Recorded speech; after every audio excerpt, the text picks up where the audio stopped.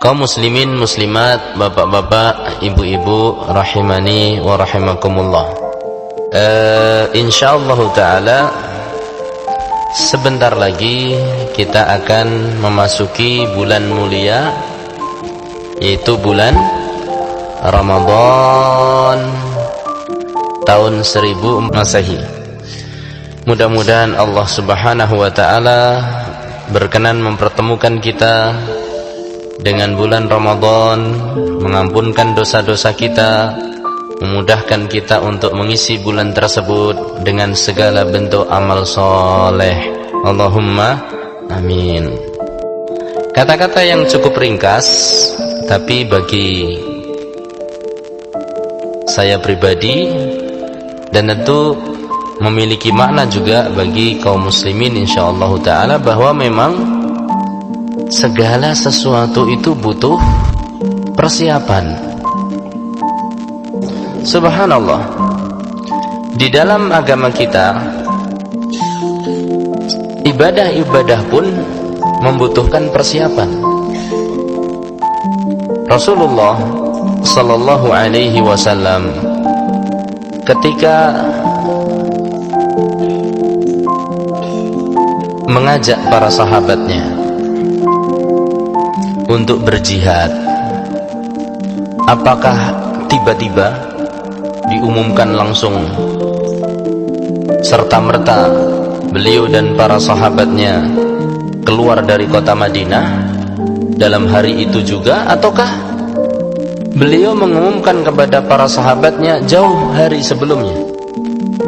Jawabnya adalah diumumkan jauh hari sebelumnya, sehingga para sahabat bisa mempersiapkan senjatanya, bisa mempersiapkan kendaraannya, yang kaya bisa menginfakkan hartanya, dan seterusnya dan seterusnya.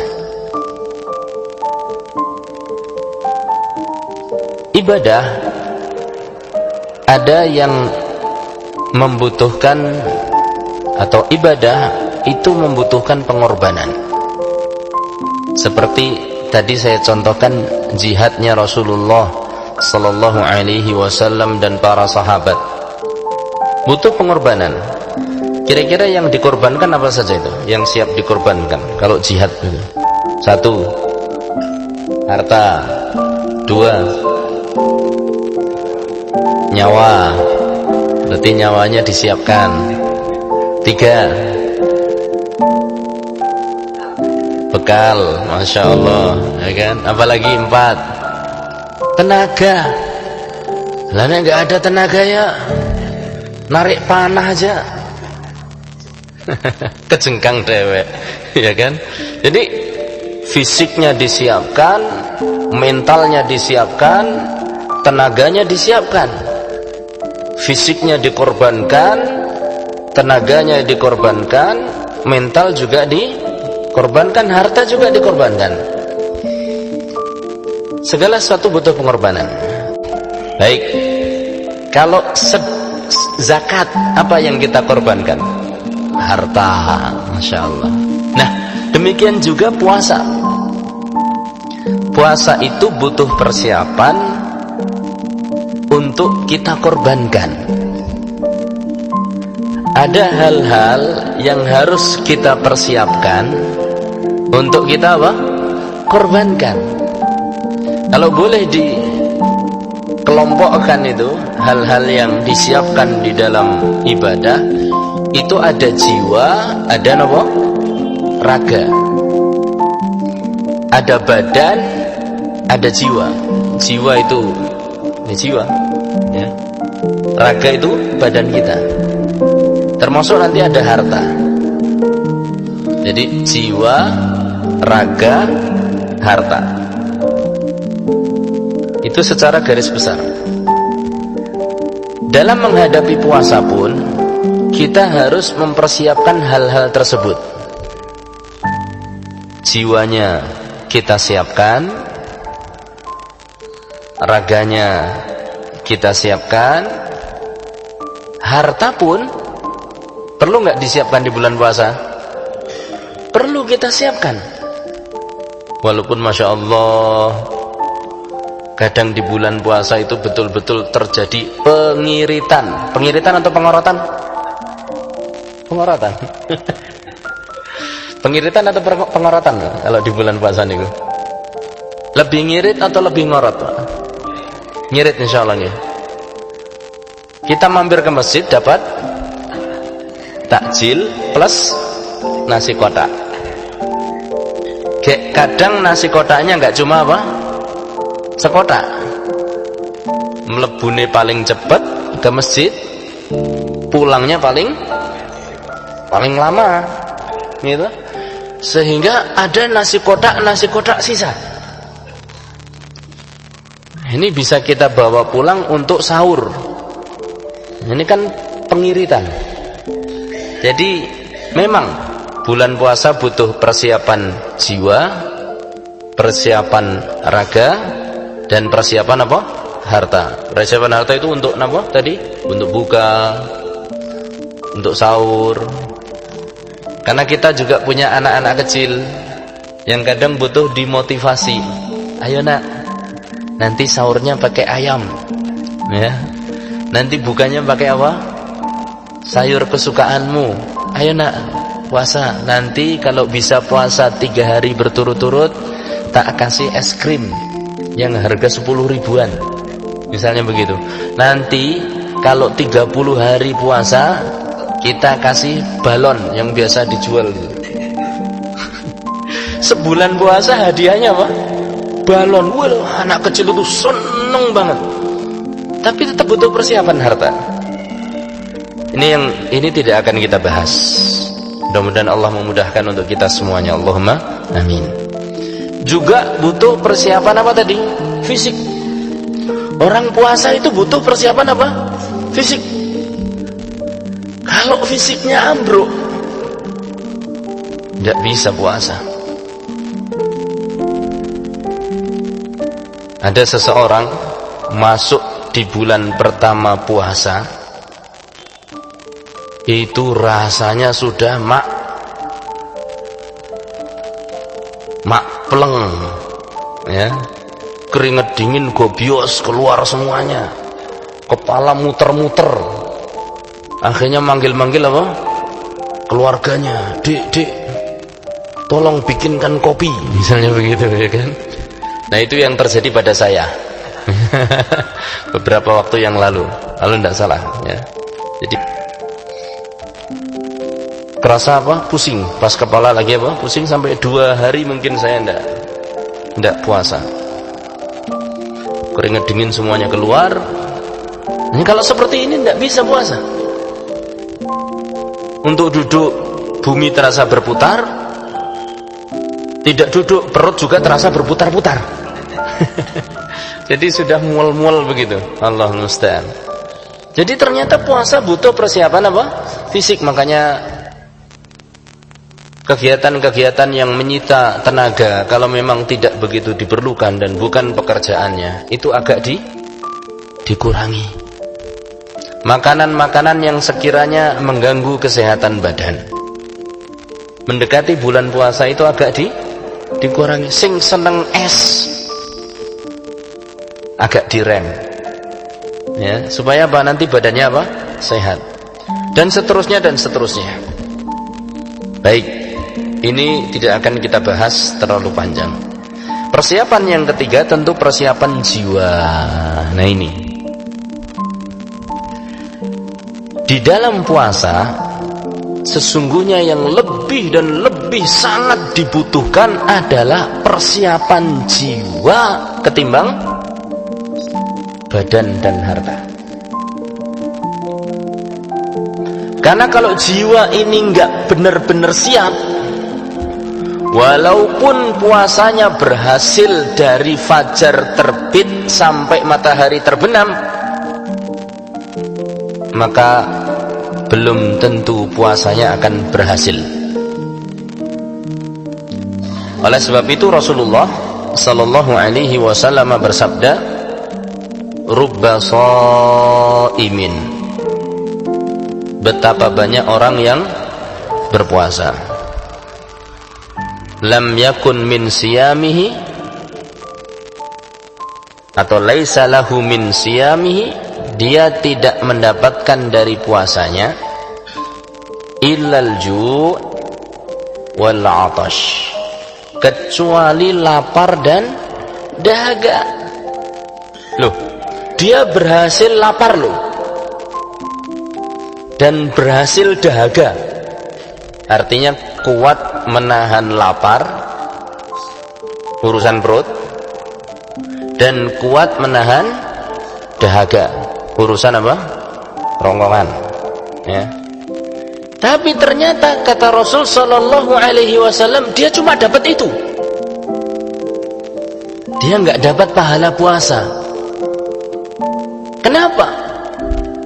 Kalau kita teliti, kita kumpul-kumpulkan, ternyata banyak hal-hal yang bisa merusak pahala puasa seorang hamba, dan biasanya itu urusan jiwa, hati.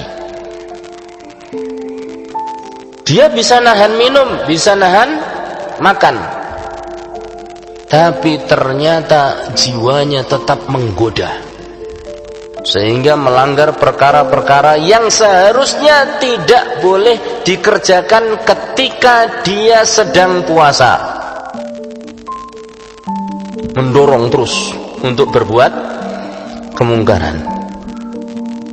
Itu yang dinasihatkan oleh sahabat Rasulullah Sallallahu Alaihi Wasallam, Jabir, kalau tidak salah Jabir bin Abdullah radhiyallahu taala anhu, ketika beliau mengatakan, idza jaa saumuka falyasum ma'aka sam'uka wa basaruka wada'adzal jar. Kata Jabir radhiyallahu taala anhu, kalau sudah datang hari puasamu, hendaklah telingamu ikut puasa. Ini keinginan-keinginan untuk mendengarkan perkara-perkara yang batil itu ditinggalkan. Demikian juga basaruka, pandanganmu, hendaklah ikut puasa. Keinginan-keinginan, dorongan-dorongan untuk melihat perkara-perkara yang batil, perkara-perkara yang tidak benar, entah itu membaca majalah-majalah yang murahan, melihat tontonan-tontonan yang urakan, yang tidak layak untuk ditonton, aurat yang dipertontonkan, itu ditinggalkan. Semuanya ini adalah dorongan dari jiwa. Nah ini wada'adzal jar, juga tinggalkan untuk mengganggu tetangga. Ini dorongan dari sini, dari jiwa, ya. Makanya urusan batin ini butuh lebih dipersiapkan daripada urusan fisik, daripada persiapan fisik ataupun sekedar persiapan apa? Harta. Jadi saya ulangi ya, persiapannya ada 3: fisik, harta, sama apa? Nafas atau jiwa. Ini yang harus lebih kita perhatikan. Nah, di antara perkara-perkara yang membantu kita dengan izin Allah Subhanahu wa ta'ala untuk mempersiapkan jiwa adalah memperbanyak taubat. Ini yang pertama, perbanyak taubat. Taubat itu artinya bertaubat dari dosa-dosa yang pernah kita lakukan. Taubat itu artinya meninggalkan dosa. Jadi di antara perkara-perkara yang perlu kita persiapkan untuk memperkuat jiwa, supaya kita ini mudah dan ringan dengan izin Allah untuk menjalankan puasa, adalah memperbanyak taubat. Taubat itu artinya apa? Taubat itu artinya meninggalkan dosa. dan menyesalinya, serta bertekad untuk tidak mengulanginya. Apa tadi? Taubat itu mencakup 3 hal. 1, meninggalkan dosa. 2, menyesalinya. 3, bertekad untuk tidak mengulanginya. Ini sebelum Ramadan kita perbanyak. Kalau ada perkara-perkara yang berkaitan dengan urusan sesama Bani Adam, segera kita selesaikan. Karena dosa ini kalau tidak ditobati, dia akan memperberat badan kita. Allahul musta'an. Dosa itu bapak-bapak dan ibu-ibu, kalau enggak ditobati, kalau enggak segera ditobati dan diistighfari, itu akan memperberat badan kita. Sebagaimana dikatakan oleh Al-Imam Ibnul Qayyim rahimahullahu ta'ala, bahwa orang yang melakukan dosa sebagaimana seseorang yang makan makanan yang membahayakan badan. Orang yang melakukan dosa itu seperti halnya seseorang yang mengkonsumsi makanan yang membahayakan badan, yang membuat badan jadi sakit, dan sakitnya sakit berkepanjangan, di mana sakitnya itu menghalangi dia dari keinginan dan kemampuan untuk mengkonsumsi makanan-makanan yang baik. Seorang yang melakukan dosa seperti orang yang keracunan makanan, sehingga ketika dia keracunan makanan, badan itu menolak makanan yang enak-enak. Contoh kalau kita sakit, ya, qadarullah seneng banget lombok, akhirnya makannya cabenya berlebihan, mendo siji lombok rawite 20, Masya Allah, ya kan? Atau dahar tapi sambelnya sak centong. Akhirnya apa yang terjadi? Perutnya sakit, mual-mual, kemudian diare, kemudian bukan cuma itu, kepalanya juga pusing, sehingga oleh keluarganya dikasih makanan yang baik, setiap makan muntah, setiap makan muntah. Nah, dosa itu kayak gitu. Dosa itu kalau dilakukan seseorang, dia akan meracuni tubuh, sehingga menghalangi tubuh untuk melakukan perbuatan-perbuatan baik.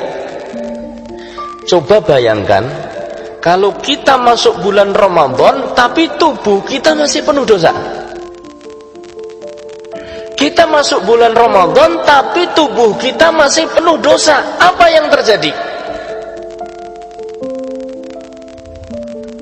Yang terjadi adalah semangat di awal ngelukro di hari berikutnya.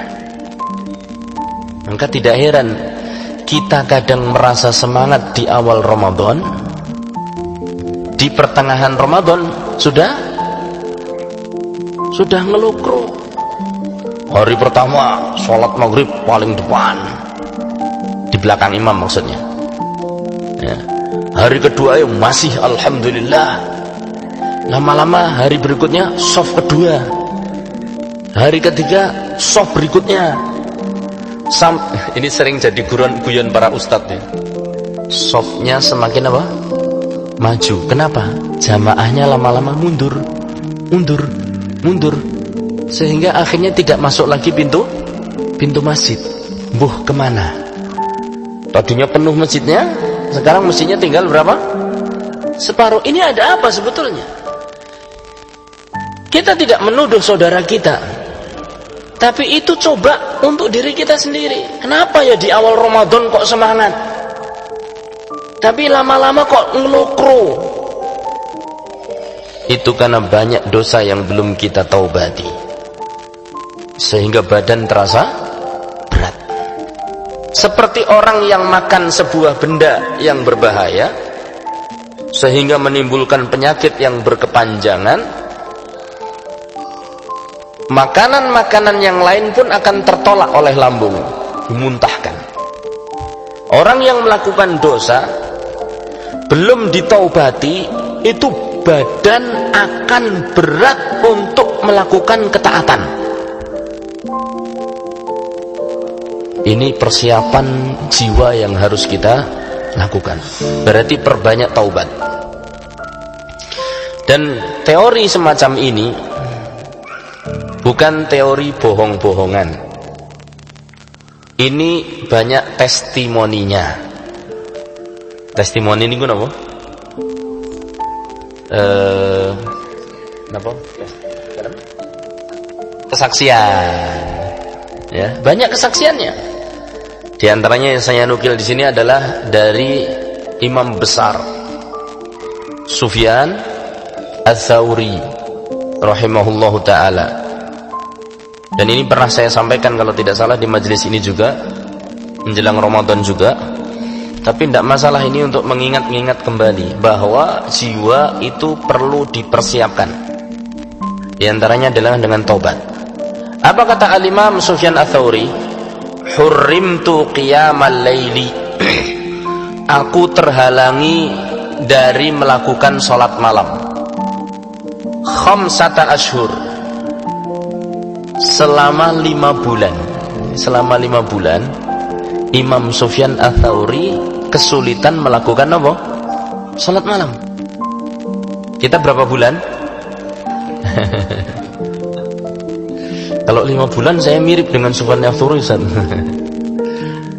Kata beliau, hurrimtu qiyamal laili khamsata ashhur bidzambin adnabtuhu.